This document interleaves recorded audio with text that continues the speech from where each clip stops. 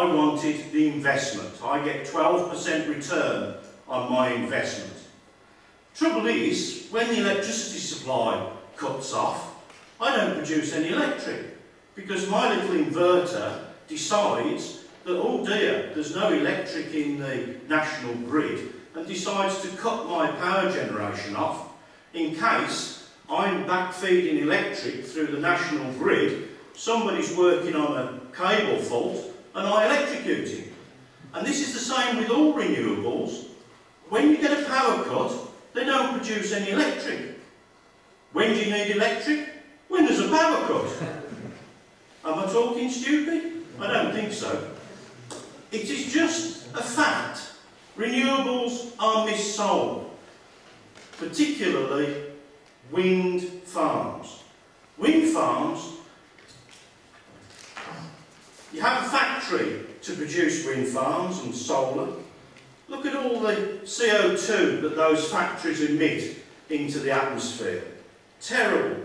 Oh, is there a payback on this? We have 25 years of devastating structures in our beautiful rural areas to produce a small amount of electric that only is available when the wind blows, and PV only works when the sun shines. No, we're fooling ourselves. We should have power stations. We should have a small amount of renewables, but let's face it, 2010 winter, the wind farms actually generated 1.8% of our need during the very cold spell. That's less than a third of the normal levels that the wind farms produce. That's no good. 1.8% of our electric generated from 3,000 windmills. 3,000 windmills positioned all across our beautiful countryside.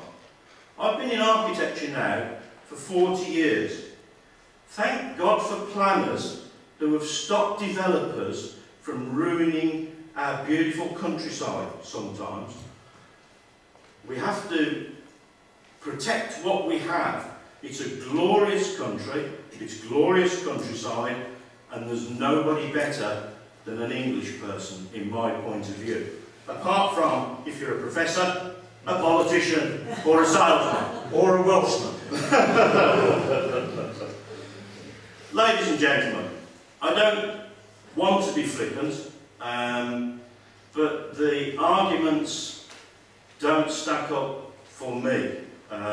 I don't think there's anything wrong in being an NIMBY. If you look at these structures, which are at least 13 to 15 times higher than a two-storey house, would you like those within 600 metres of your house? And that's what they're trying to do in Clifton Campville and in Hornton and in Harleston, where I live, which is the eastern edge of Lichfield. 600 metres away from these structures, which are between 300 and 400 feet high. They are at least 4 or 5 metres in diameter. They revolve. They bring your eye to them. We have Grade 1 listed church, Grade 2 listed buildings, conservation areas in every single village. And it's all driven by money and greed. The farmer offers the land to a developer who wants to put a wind farm there and then puts a planning application in. I would prefer the planning department to zone areas and say, this area here, that would be acceptable for wind farm.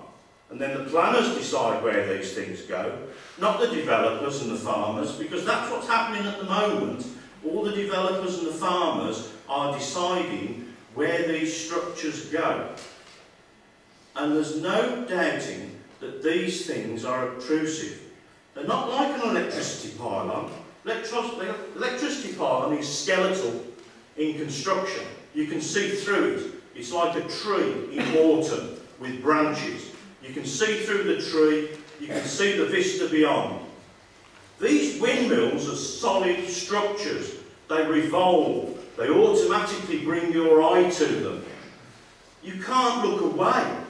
You sometimes think it's the War of the Worlds. Are they coming towards me? Are they moving away? Some of them even have faces on them. It's incredible.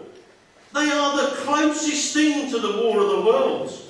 And they're going to cover England with them. They're going to sprout legs and they're all going to start moving eventually. It's horrendous. Wake up and smell the coffee. These things are absolutely stupid and hideous. Thank you.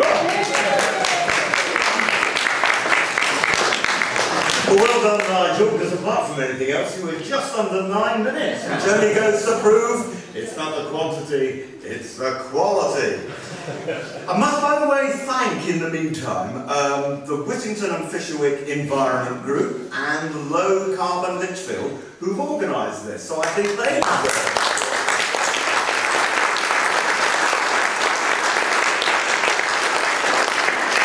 Now, we've had 3 written questions. I'm going to deal with those first, and then I'll invite questions from the floor. The first question is an easy one to answer, and I think it's directed at me. Oh, incidentally, I love the fact that in the United States they don't talk about politicians, because politicians is a bad thing.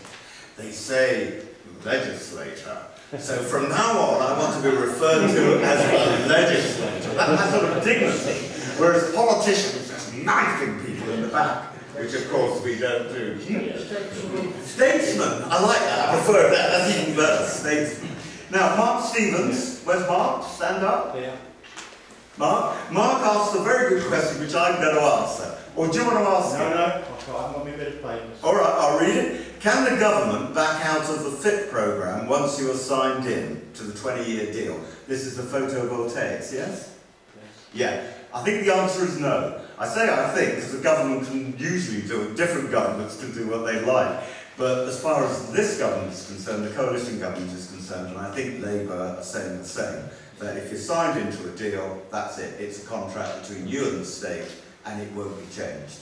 And in fact, when there was a recent change in tariffs, Greg Barker, who was the minister, made it very clear that that wouldn't affect people who signed up to earlier tariffs. Yes. So you're safe. But there is a big, there's a big debate in the Guardian this week talking of reductions for the solar system. So a lot of the wind turbines are being generated from the government. It's these tariffs that make it very interesting and very feasible and make all the money add up. So if that's withdrawn, I think a lot of wind turbines wouldn't actually happen. Wind turbines wouldn't they can be changed. They're not contractual in the same way you're talking about PV feed-in tariffs or renewable heat initiatives, which are between domestic householders and the government. The government can do what it wants in terms of how it actually adjusts payments to. Yes, that's correct. We've just fitted a 50 kilowatt solar system. And the problem with that is it only dries the grain when the sun shines, and potatoes are only cooled when, they don't get cooled because you cool them during the night. So wind turbine, you get the efficiency from the turbine, the wind through the night. It's the only source of, apart from using water, it gives you that feasibility. But you need a mix, you see. You do need a mixture, and that's what we're doing. We're also looking at biogas, looking at that. So what we're looking at the moment, we use around about 200,000 kilowatts a year. What we're looking to do on our farm is to be totally self-sufficient. Yes. Where's your farm, Mark? Shenstone. Right. It's not my farm, I'm here on the office. So yes, the idea is to actually have sources which will make use of the availability of energy. Yeah. That's what we wanted to do at Kiel. And the reason why I'm here really is I wanted to get a feeling from everybody else around what they thought of it before we actually even submitted a plan. So what we're looking at... But hang on, we're having a dialogue here. Okay, right, let's just move on to... Thank you very much. Let's move on to the next person. I'm going to take David Cartwright. Where's David? Hi, David. David asks... Shall I read out your question? Yeah. David asks, will the panel explain now will the panel explain how renewable obligation certificates make electricity more expensive for us all? Yes, wind turbines make no economic sense. They're primarily a machine for bringing in ROCs so that the electricity companies can sell normal, dirty electricity. Who would like to answer that? I'd like to start that one. The only reason that wind turbines are erected is that they have a big subsidy, a FIT tariff.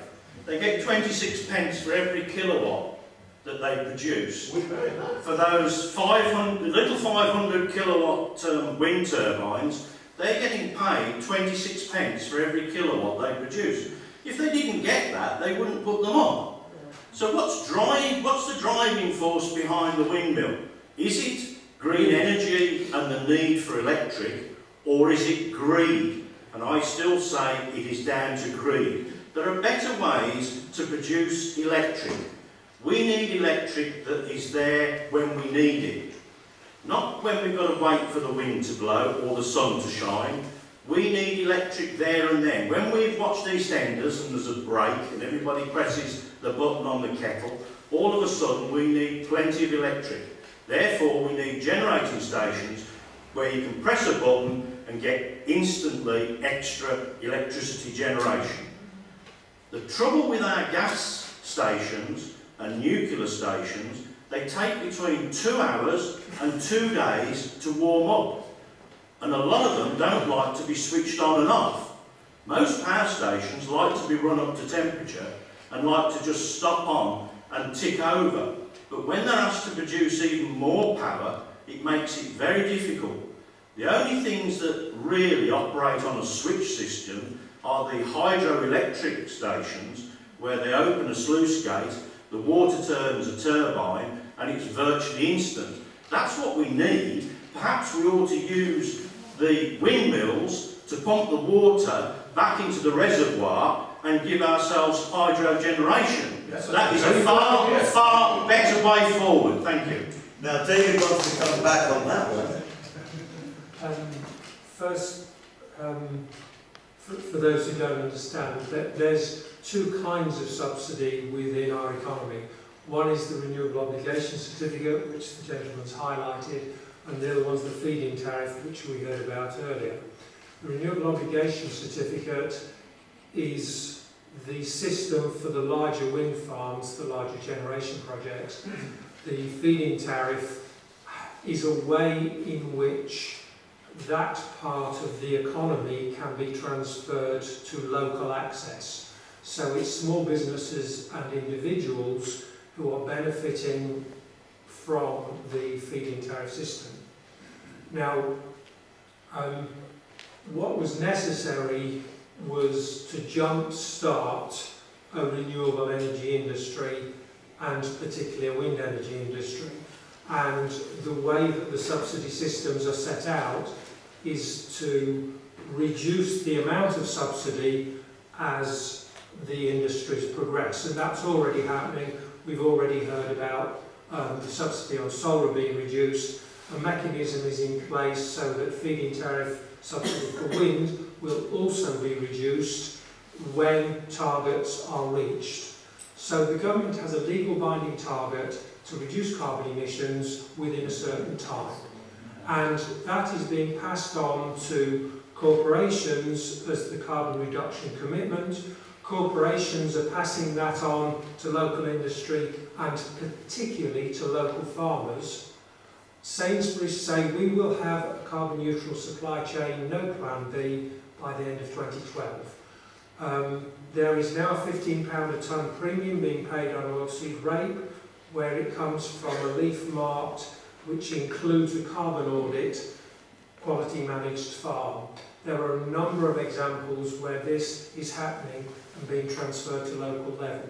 So a wind energy generator is not only reducing carbon emissions and increasing energy security in that district, it is also bringing or keeping energy spend in the local economy, which is helping sustain local business, paying local rates, and providing work for local people, which is very important to a healthy rural economy in the future.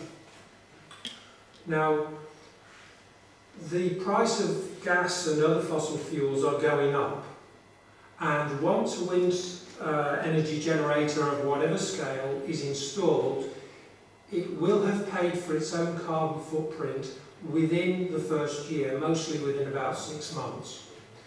And from then on, it's displacing the carbon dioxide that would have been emitted by the coal that would have been burned if it hadn't been producing the power instead. So the target of ROCs was and is to displace fossil fuel generation, which piece by piece it is contributing to doing. Thank you. Let's move on to the final written question before I take questions from the floor. Now, one of the disadvantages of doing it this way is that, of course, questions are written before you've heard the contribution from the panel. Now, Peter Maxwell, there's Peter. I don't really want to stand up, Peter. No. Peter's asked the question, but I'm going to suggest in a way it's been answered. So slightly short notice, but whether Peter, I'm going to read out the question, but I think it's already been answered actually in the introductory remarks. And the question was, the contribution of wind farm power is negligible. So to what is the benefit of such expensive blights on our rapidly disappearing green land? But in a way, we've sort of heard the arguments to and fro. So I'm not going to throw it at you now, Peter, but I'm going to say, if you want to think of another question, it's up to you, but I'll take another question. You go. Yeah. First of all, I personally, in advocating that it should be legislated that all roof refurbishments and new builds by law should have these panels. Yes. Yes. Personally. Secondly, has Lichfield Cathedral, has there been planning legislation around it was built it in the years ago originally? It would probably never have been allowed to be built, would it? Okay. That's it. I just want to make an observation, by the way. I don't think photovoltaics are so clean either. The amount of damage that's been done in trying to extract the cadmium, lithium that goes into making photovoltaics, it's destroying a lot of coastline, particularly on I can just say this, it's the most expensive way to displace 1 tonne of CO2 is solar PV. So there's no easy... £200 $200 per tonne to displace 1 tonne of CO2. Wind is just about hovering there. It's the third best after geothermal and hydropower, but solar PV is by a long margin the most expensive way to reduce CO2. Can I just add that Professor Ian Fells of the Newcastle University states wind energy is the most expensive way of generating renewable electricity. Isn't this just like when they told us coffee gave us cancer? So we stopped drinking coffee and we had to drink decaffeinated. And then a couple of years later, a professor or a scientist said, oh, we got it wrong. Go back to ordinary coffee. It's the decaffeinated that's carcinogenic. For Christ's sake, I don't know who to believe here, but I certainly don't believe another member of this panel. Please yourself. No, I don't think we should be saying for Christ's sake in this particular venue. You must take me for somebody who gives a monkey's a I'll just go quickly back to Peter again. On the metal required to produce these specialised magnets for these wind turbines, the only places other than China, and whole communities have been wrecked with cancer carcinogenic chemicals as a result of the extraction of this particular magnet. Yeah. It was in one of the intelligent Sunday supplements not so long ago.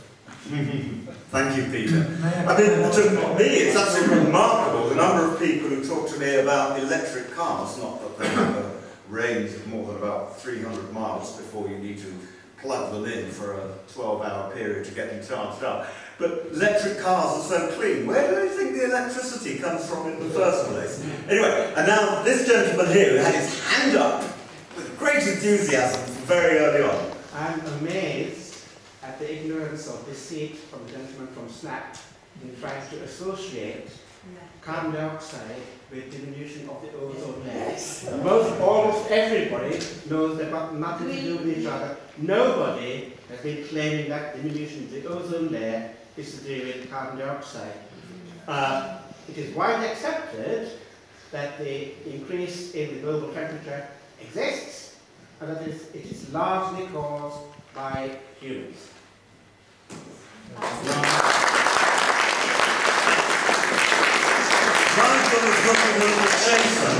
Exactly. Everybody's entitled to their opinion, and everybody's entitled to believe what they think is true.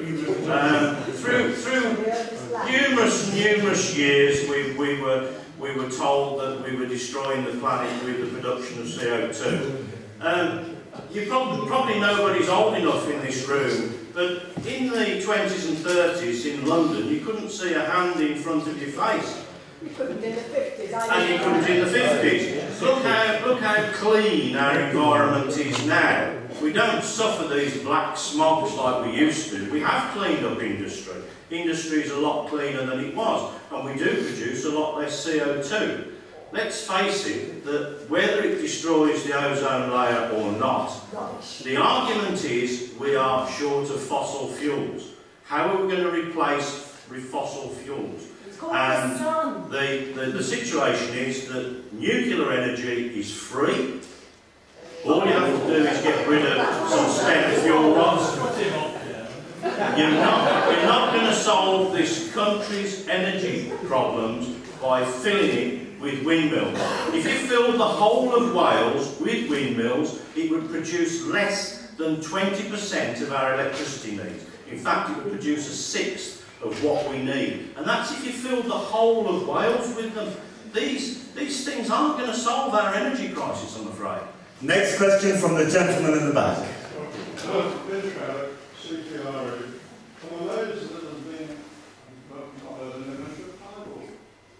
We're surrounded by development that comes in and goes out, it will never fail, and it's perfectly clean.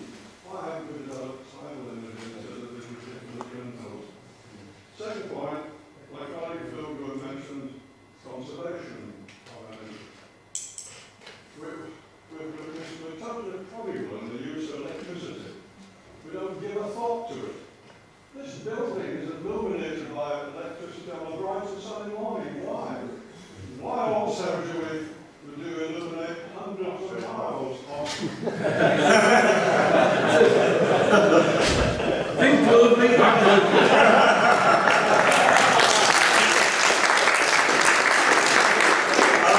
Very good point made on tidal. Thank you, Ian, by the way, for doing a little bit of energy conservation. And thank you, Ian, because I didn't see you earlier, for lending us your wonderful venue.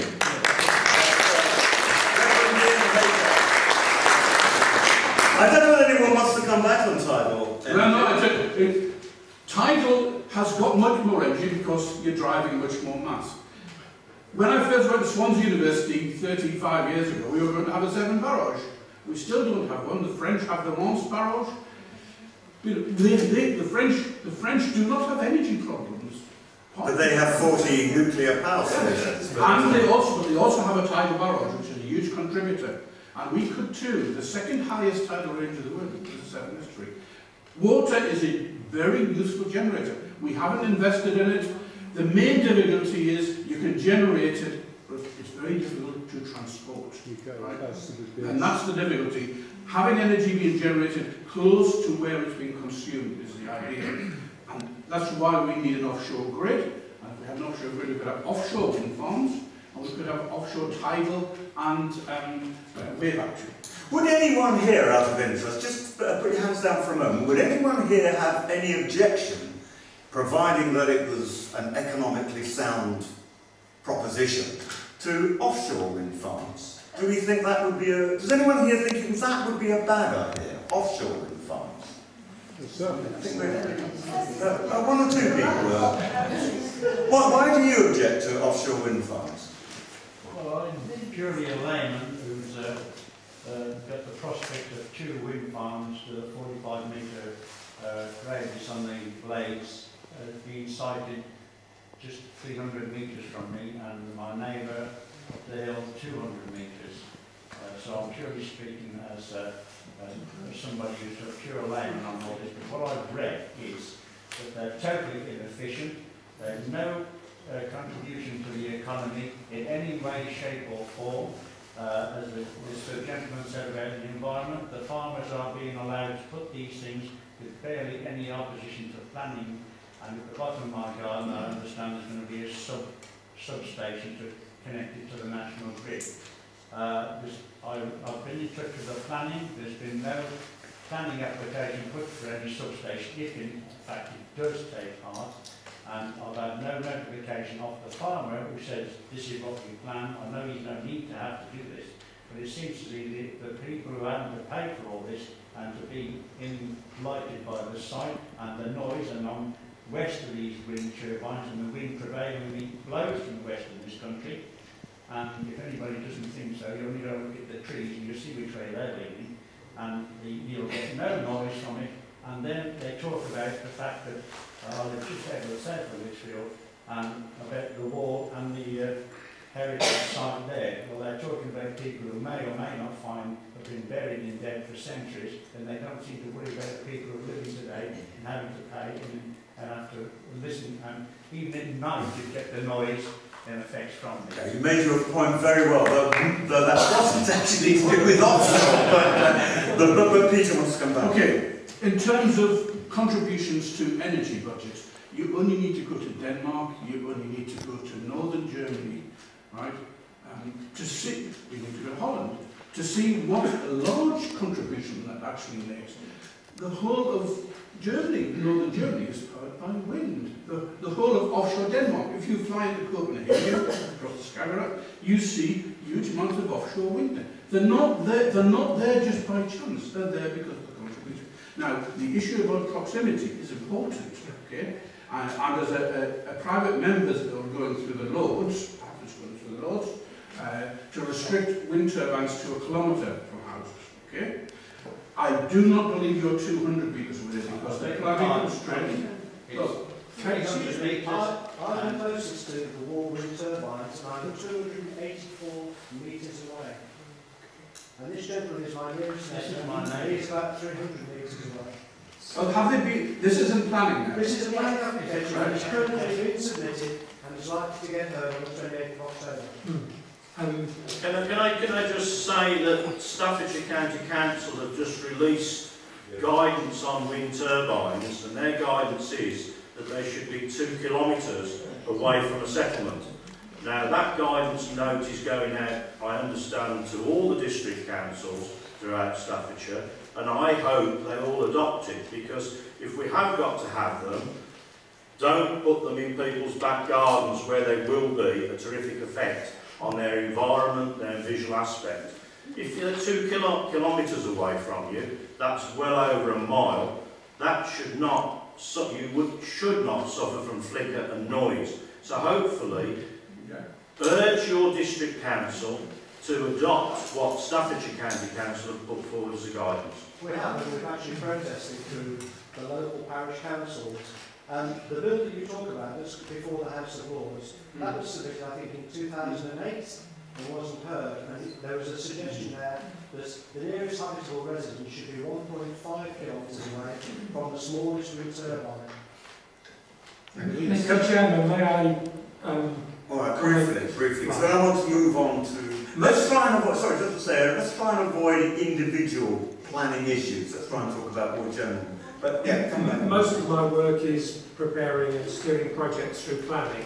We would not attempt. We get a lot of inquiries. We narrow down the ones that we believe are going to work, and we would not attempt to put in a single wind turbine of any size at the distances that you're talking about. So, whilst I'm involved with local planning and with larger wind farms, they have a degree of leverage which we don't have with smaller projects, but nevertheless I would expect that once it's heard that the turbines that are that close to your properties will be refused. It depends on the noise footprint of the turbine particularly as to what is a sensible distance. I would say, as a rule of thumb, absolute minimum for a 45 metre diameter rotor, absolute minimum would be 450 to 500 metres. Absolute minimum will be 10 times rotor size from the nearest dwelling, and preferably further than that.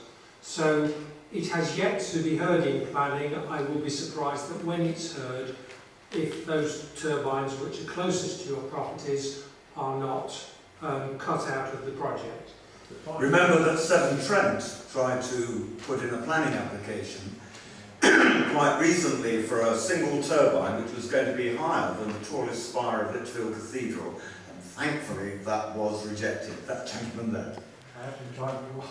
I'm standing up, and I don't want to jangle out the meeting. My name's Chris Meredith. With respect to all of the people on the table, I spent most of my working life, I'm retired now, but I spent most of my working life in power stations. I'm a power station senior engineer. I finished as a senior manager within the power station industry. I run power stations. I understand them. I understand the technology. I understand all of the stuff that you've been talking about. Now, with respect, I've actually done it. I actually measured CO2 emissions from power stations in my time. So I don't want, I mean, I can give some information out, but it's not a question. But there's some things that have been said which are strictly not correct. Now, if you want me to correct them, I can tell you that. I'll sit down. Well, you can't do a teaser like that and then not. Well, first of all, I mean, and I checked this last week, because I have real concerns. I have got a lot of time for wind energy, and I think wind energy in the type of local distribution systems that you're talking about has got a future, and I'm a big advocate of that. I am totally against the big wind farms, and I want to explain why. The one thing I would say is that my concern about wind energy and gas power stations was that until recently gas was coming from Russia. DEC confirmed to me last week that it's now coming from Scandinavia, and they have secured supplies long term from Scandinavia. So I just want to correct that. Denmark. It's a free market in gas, they can buy gas to make all this. Let me speak. I'm not wishing to argue with that, I just want some of the things you said which may be misleading. The other thing I want to point out, and this is really important, is that I've asked DEC through my MD, Dan Miles, who sits on the Energy Select Committee, to, in my opinion, the government have not done sufficient work to actually get at the facts before they've committed £110 billion. Right? Now, the point I'm trying to make is that the power station, the last one I built was at Cotton. It was the most modern gas-fired combined cycle gas turbine in the country, 60% thermal efficiency. Right? Now that was built, we've tried for years to get thermal efficiencies so high that the amount of power we produced for the CO2 emissions we put out was at its maximum. And we're finally getting there, we're finally getting to these fantastic thermal efficiencies. I've been retired now for years, and I speak to my colleagues who are running that power station. They are operating for most of the time at half load. The thermal efficiency has gone from 60% down to 30%. That broadly means they've doubled their CO2 emissions. The reason that that's happened is because of the large onset of large wind farm projects. Right? We've always had variation on the national grid. The demand on the national grid has been up and down, but it was predictable, it was gradual. Even when the EastEnders finished and the kettle went on, we knew that was going to happen, and we managed it. And we don't import from the continent. Most of our combined cycle gas turbine fleet are very quick to respond. We can deal with most peaks that we get in our national grid. Right? What we've got now, forced upon us by the wind energy industry, is a very choppy waveform on the demand of the grid. Now the problem with that is that our power stations, our fossil fuel power stations, have to balance that load all of the time. A lot of the time, whatever proportion of megawatts are being produced by wind energy, that same proportion in our existing power stations are being varied. And so their CO2 emissions and their costs are going up. So the specific CO2 emissions and the specific costs are going up in that power station. Now my concern is, I've asked that question, the response we got from Charles Henry, and it's minuted, I've got the response, was that they have not considered the balancing costs attributable in our existing power stations. So they've committed £110 billion without knowing what that effect is. Now I know for a fact it's significant. I've measured the CO2 emissions on coal-fired power stations and on CO2 power stations. And on the modern gas-fired power station, CO2 emissions are about 350 grams per kilowatt hour that we produce. When we halve its thermal efficiency, it goes to 450 grams per kilowatt hour. So it's a considerable increase. Right? Now, I'm not trying to be clever. All I've said to the government is, for heaven's sake, do the work, investigate the real situation, get the facts, and then make a decision. And we do need a balanced energy supply. And I'm all for wind energy in the right place, with the right economics, that have the information to make the decision, and they haven't got that. Thank you.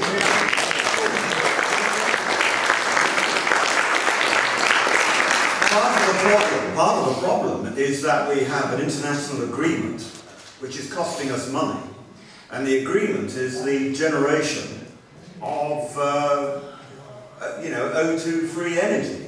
And it's because of that, one of the things we're doing is subsidising people to have photovoltaic roof panels and wind energy.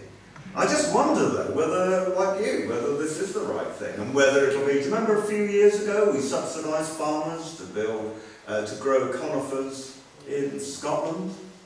And then we decided it was environmentally damaging because the trees were not natural. You wanted to come back? It's a very good point. Okay? The sources of gas depend on economics. It depends on the gas prices. It does. And some certainly comes, and the most secure of our gas comes from the Ormonlanger field in Norway. Okay? But we've spent a great deal of money building the Milford Haven natural gas receptor and the pipeline which runs straight across Wales. That's not empty. That is bringing gas from Qatar. So we are not just getting it from Scandinavia. I fully understand that we're getting gas from all sorts of sources. My concern was that you inferred that we were totally reliant on imported gas. No, 50% of our gas is imported. 50% of our gas is imported, and of that 50% comes from the Soviet Union. One thing I just did want to finish, I don't want to monopolise it, but the important thing is, in the news recently, of course, has been all the concerns about potential power cuts in the future. And Chris Harris, who you know is the MP for Daventry, and is very anti-wind, and is the leader of 158 MPs that have signed a letter asking for the government to rethink wind energy. Now, I've asked Chris, we actually went and met with him, that it seems sensible to me, because there is so much unknown information out there that we need before we make these decisions. At the moment, we should have a moratorium on wind energy. We need desperately to get power online within 2 or 3 years, secure, reliable, through the cold winter nights, to keep our heat on, right, when the wind doesn't blow. So it's important that we get gas-fired stations online quickly. Now, we can build them. I can build you one in 18 months if you give me the money. That's the problem. We can't get people to make those sensible decisions, and we are going to have power cuts on cold winter nights in the next 2 or 3 years. Well, watch this space. I think you'll find the next 3 months there will be an announcement on that. I mean, it is very much recognised by the government on that. Okay. Mike King, Whittington Fisherwick Environment Group. I just would like to try and get some facts into some of this debate. The assertion is made over and over and over again by certain parties, some of which come on the platform today, about the cost of wind energy and the subsidies. Some facts. And this is taken from the Ofgem report on renewables, March 2012. Ofgem is responsible for regulating the whole power system in the UK. So one could assume anyone that knows what they're talking about in this field is Ofgem. I wouldn't say that. I wouldn't say that. You've got to bear what they said was in 2010-2011, which is the last year which we've got figures, subsidies for onshore wind added less than £5 to the average household bill. Not true. While the increase in rising gas prices averaged 120, and a further £80 was added by increased energy costs and increased energy company profits. Gentleman there probably put his hand up. I would like to support this. Yeah. I think the real problem is, and why so many people here, it's a government issue. We no longer trust government to get it right. Yeah. Oh, surely not. Even legislation, we have assertions about this is true, that is true. The only thing that I've heard today that I can actually recognise and know to be true is the gentleman from the CPRU. We've got beautiful countryside, let's keep it. Everything else, I have no way of knowing what's true. I vote for a government to make that decision for me. Let the government get a grip. You know, we had an excellent suggestion here. We have immediate issues, deal with it. Renewable energy, yes, but we need to do something now. Yeah, but I mean, as I said in answer to Mr. Meredith, the government is going to make an announcement on gas-fired if they recognise that. Now, the lady there has been looking very annoyed with me because I haven't called her. And she just went like that at me, so I can't call her. She's in the front row. Why could you? It's impossible, really. Well, a couple of points, really, to David. About the economic gain for the communities that host these wind turbines.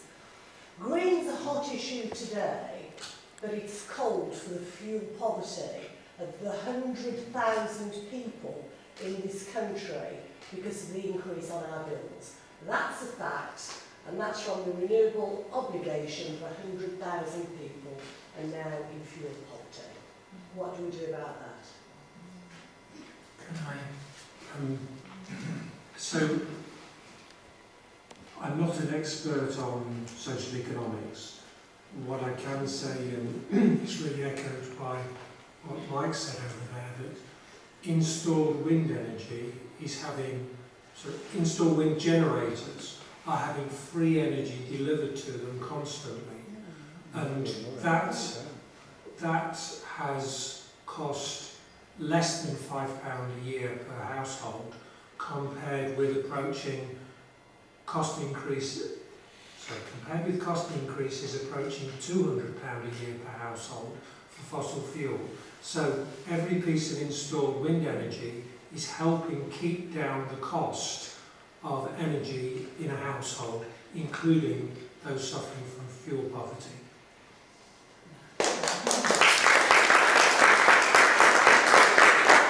The lady there with the white top. So are you trying to say that the wind constantly blows here, but these wind farms are always on the move?